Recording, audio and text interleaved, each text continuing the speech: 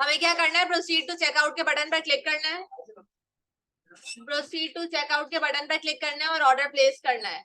तो देखो भाई, प्रोसीड टू चेकआउट पर करने से पहले हमें यूजर का डाटा चाहिए। किसका डाटा चाहिए? यूजर का डाटा। और यूजर का डाटा हमारे पास इस वक्त अवेलेबल नहीं है। हमने यूजर के लिए कोई काम नहीं किया, हमने जितना भी डाटा स्टोर करवाया वो प्रोडक्ट का स्टोर करवाया, और कहाँ, सेशंस के अंदर। यूजर की तो बात ही नहीं हुई यहाँ पर अभी तक। तो सबसे पहले हमें यूजर के लिए काम करना है, क्योंकि देखो प्रोसीड टू चेकआउट पे जब क्लिक होगा ना तो ऑर्डर प्लेस होगा, और जब ऑर्डर प्लेस होगा तो इसका मतलब है ऑर्डर का जो डाटा है, ये जो डाटा जितना भी ये सारा कहाँ जाएगा, डाटाबेस के अंदर जाएगा। डाटाबेस के अंदर जब डाटा जाएगा तो हमारे पास यूजर की आईडी और यूजर का नेम भी होना चाहिए। नहीं, यूजर की आईडी और यूजर का नेम भी होना चाहिए। तो उसके लिए हमें काम करना होगा, क्योंकि देखो प्रोडक्ट की आईडी भी आ जाएगी, प्रोडक्ट का नेम भी आ जाएगा, क्वांटिटी, प्राइस, सारा कुछ, प्रोडक्ट का सारा डाटा उठा लिया जाएगा, क्योंकि सारा का सारा प्रोडक्ट का डाटा कहाँ पर मौजूद है, सेशंस के अंदर मौजूद है। लेकिन यूजर का कोई डाटा हमारे पास नहीं है। अब हमें ये भी तो पता चले कि भाई कौन सा यूजर आया था और उसने क्या परचेज किया। जब आप कभी किसी ई कॉमर्स साइट पर जाते हो, कोई भी सेलिंग परचेजिंग वाली साइट होती है, जैसे दराज की बात करें, तो वहां पर जब हम जाते हैं कोई प्रोडक्ट परचेज करते हैं, जब हम ऐड टू कार्ट करते हैं या बाय नाउ पे क्लिक करते हैं, तो प्रोसीड टू चेकआउट का ही वहां पर सिनेरियो होता है कि जैसे ही मैंने बाय नाउ पे क्लिक किया तो वो मुझे कहाँ लेके जाएगा, पहले लॉग इन करवाएगा मुझसे, क्योंकि उसे मेरी डिटेल्स चाहिए होती है। अगर मेरी डिटेल नहीं लेगा तो उसके रिकॉर्ड में नहीं आएगा, और वो फिर मुझे ईमेल या मैसेज कैसे करेगा कि आपका ऑर्डर प्लेस हो चुका है। तो जब हम प्रोसीड टू चेकआउट पे करेंगे तो पहले हमारे पास क्या चीज आनी चाहिए, एक लॉगिन का फॉर्म आना चाहिए। तो हमें एक लॉगिन का फॉर्म क्रिएट करना है, उसमें हमें यूजर का डाटा लेना है। हर कोई आने जाने वाला बंदा ऐसे ही वेबसाइट पर आकर ऑर्डर प्लेस नहीं करता, जब तक कि उसका डाटा मौजूद ना हो हम उसे करने नहीं देते। हम कहते हैं कि पहले आप लॉग इन करें या साइन अप करें, दिस ये प्रोसीजर होता है। उसके बाद आपका रिकॉर्ड हमारे पास आ गया, अब आप ये खरीद लें और अब आपको पे करना होगा। ठीक है, तो हमें इस पर काम करने के लिए, इस बटन पर काम करने के लिए क्या करवाना पड़ेगा, यूजर को पहले लॉगिन करवाना पड़ेगा। तो देखो अगर यूजर लॉगिन हो गया तो फिर ये बटन डायरेक्ट ऑर्डर प्लेस करेगा, और अगर यूजर लॉगिन नहीं हुआ तो पहले उसे लॉगिन पर लेके जाएगा। इसका मतलब है कि इस बटन पर कंडीशन लगेगी। क्या लगेगी? कंडीशन लगेगी। चेक किया जाएगा क्या यूजर मौजूद है, अगर यूजर मौजूद होगा तो डायरेक्ट ऑर्डर होगा, और अगर यूजर मौजूद नहीं होगा तो लॉग इन करवाएगा। ठीक है, तो हमें प्रोसीड टू चेकआउट के बटन पर काम करवाना है। हम शॉपिंग कार्ट पर आए, नीचे प्रोसीड टू चेकआउट का बटन ढूंढा, ये रहा प्रोसीड टू चेकआउट का बटन। यहाँ पर इस बटन को हमने कन्वर्ट कर दिया एंकर टैग के अंदर। इस एंकर टैग को कॉपी किया और एक और दफा पेस्ट कर दिया।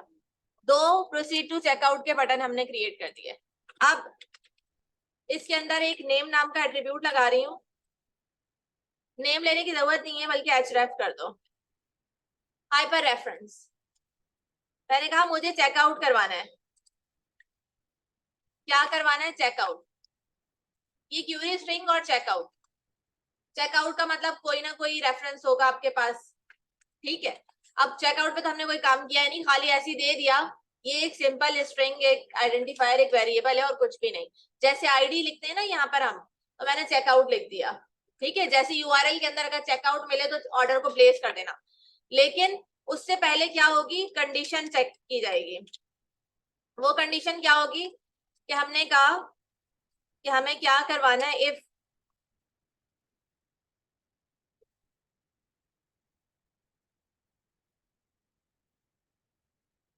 सेशन के अंदर अगर नेम आ रहा है, क्या आ रहा है, नेम। सेशन के अंदर अगर नेम आ रहा है तो उसे क्या करना, चेकआउट दिखाना। और सेशन के अंदर नेम नहीं आ रहा है, इस वक्त हमने नेम के लिए कोई काम किया ही नहीं है, तो सेशन के अंदर नेम तो आएगा ही नहीं। ठीक है, अभी तक हमने सेशन के लिए कोई काम किया ही नहीं। इस नेम में ये यूजर का नेम है, ये यू नेम कर दो इससे, यू नेम मतलब यूजर का नेम। ठीक है, अब एल्स की कंडीशन लगाते हैं कि अगर नहीं आ रहा होगा तो उसे क्या दिखाना है,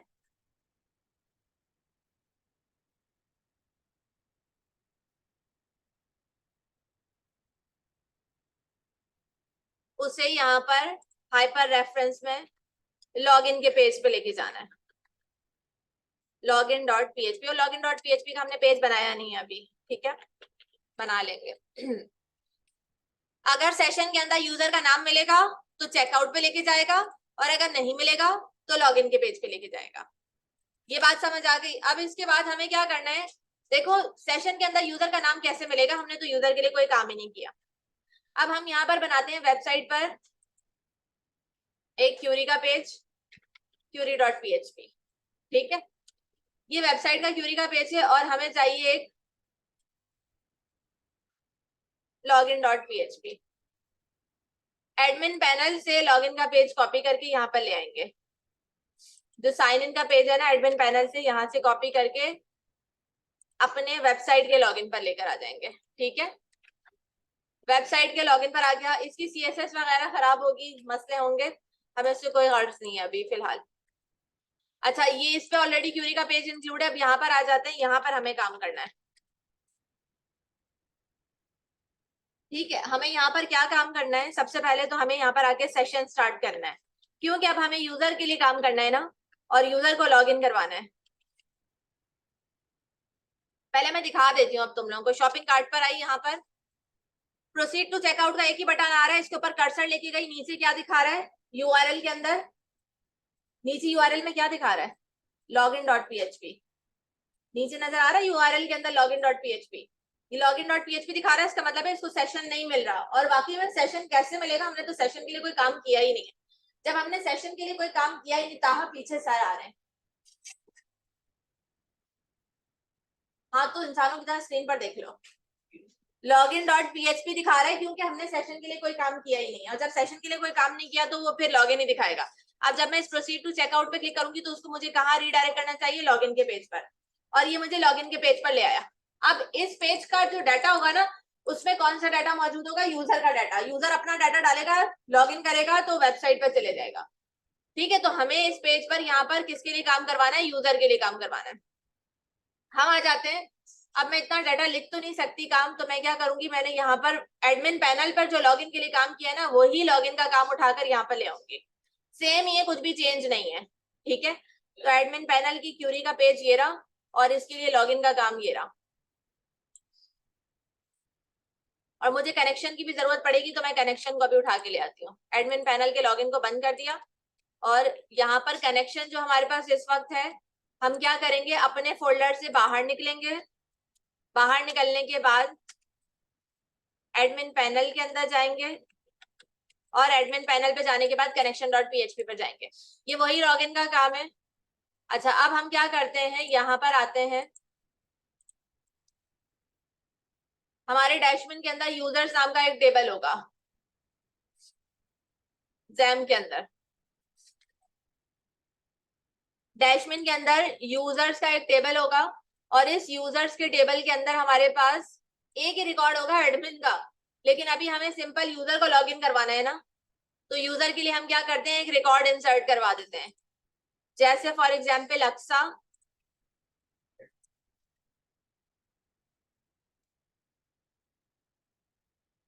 ये यूजर का रिकॉर्ड मैंने इंसर्ट करवा दिया, ताकि यूजर लॉगिन करे तो उसको कहाँ लेके चले जाए, इंडेक्स के पेज पे लेके चले जाए, ठीक है।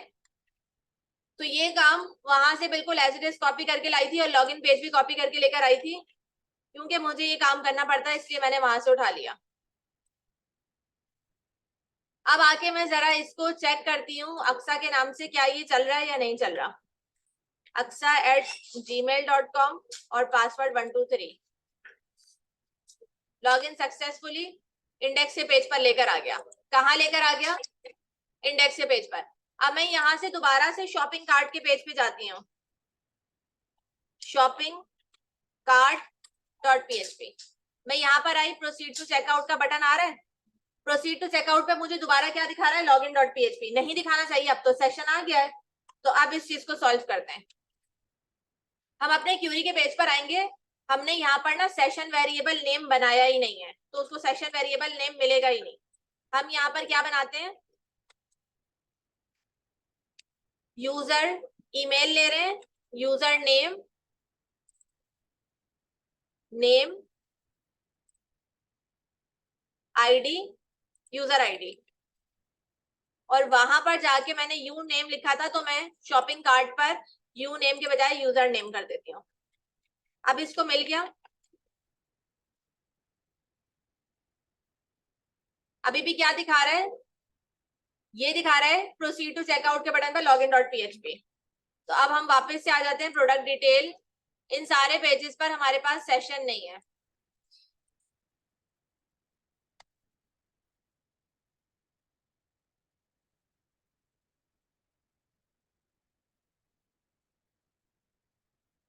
शॉपिंग कार्ट पर लगा हुआ होगा, शॉपिंग कार्ट पर सेशन है, ठीक है।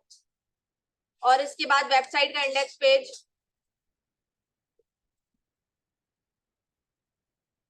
इसीलिए जब एक ही फाइल ऐसी होती है जिसमें हम क्या करते हैं, जैसे हेडर की फाइल या क्यूरी की फाइल, जिसके अंदर अगर हम सेशन स्टार्ट करें तो वो सारी जगह पर आ जाए।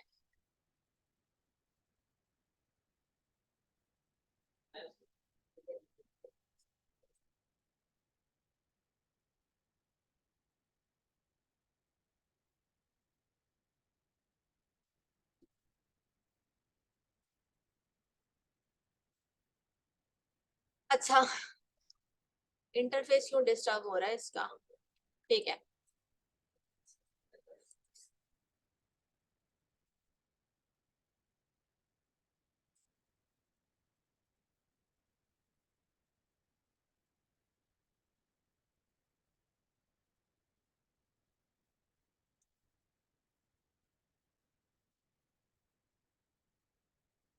चलो एक दफा फिर कर लेते हैं।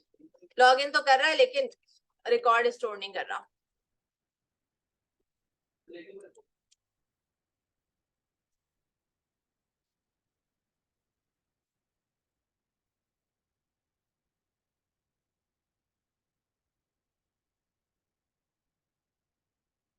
अब क्या दिखा रहा है, प्रोसीड टू चेकआउट।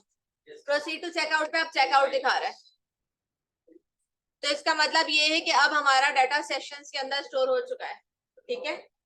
एक मिनट, पहले मैं मैसेज कर लेती हूँ। अब प्रोसीड टू चेकआउट के बटन पे लेके जा रही हूँ तो वो मुझे क्या दिखा रहा है, चेकआउट। चेकआउट का मतलब ये है कि यूजर का डाटा आ गया है। अब यूजर का डाटा आ गया है तो हमें दिख नहीं रहा कहीं पर। देखो अगर हम लॉग इन है ना तो हमें वेबसाइट पर लॉग आउट का बटन दिखना चाहिए, और अगर हम लॉग इन नहीं है तो हमें लॉग इन दिखना चाहिए। अभी इस वक्त हम लॉग इन है तो हमें क्या चीज दिखनी चाहिए, लॉग आउट, ठीक है। अरे यहाँ पर नहीं, हेडर में। चेकआउट तो होगा ही ना, लाजमी चेकआउट के बगैर तो कोई काम होगा ही नहीं। तो हमें कहाँ पर, हेडर पार्ट पे जाना है। कॉन्टैक्ट के बराबर में मुझे लॉग आउट दिखाना है, ठीक है, क्योंकि इस वक्त यूजर लॉग इन है तो लॉग आउट दिखना चाहिए। तो मैं कौन सी फाइल पे जाऊंगी, अपनी हेडर की फाइल पे जाऊंगी। और यहाँ पर पहले चेक कर लेती हूँ, सही है, सही जगह पर आ गई। अब इसके बाद मुझे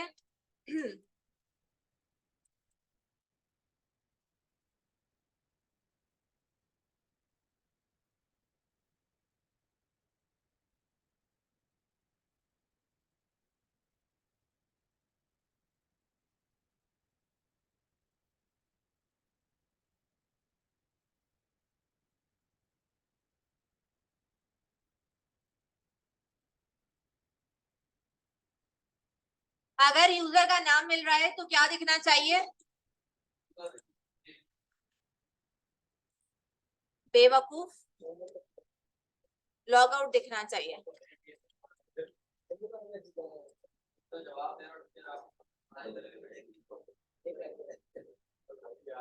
और भाई पेन दे दो उसको, एक मिनट। अटेंडेंस देख लीजिएगा। और एक मेरे पास, अगर सेशन के अंदर यूजर का नाम मिल रहा है तो क्या लिखा हुआ आएगा, लॉग आउट, ठीक है। नहीं तो एल्स में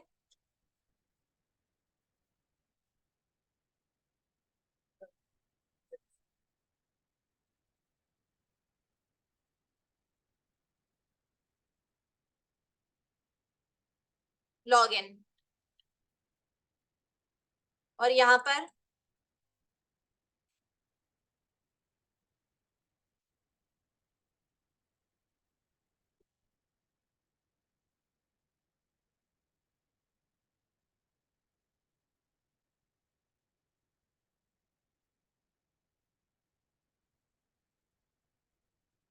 क्या दिख रहा है आपको, लॉग आउट, क्योंकि यूजर इस वक्त लॉग इन है तो लॉग आउट दिखेगा, ठीक है।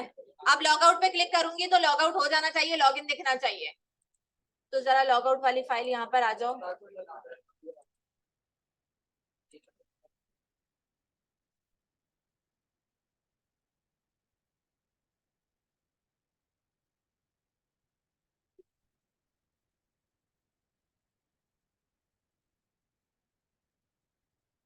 जब मैंने लॉग आउट पे क्लिक किया, अब मुझे क्या दिख रहा है? Log in. और अब अगर मैं इसी तरीके से शॉपिंग कार्ट वाले पेज पे जाऊंगी, यहां से शॉपिंग कार्ट पर,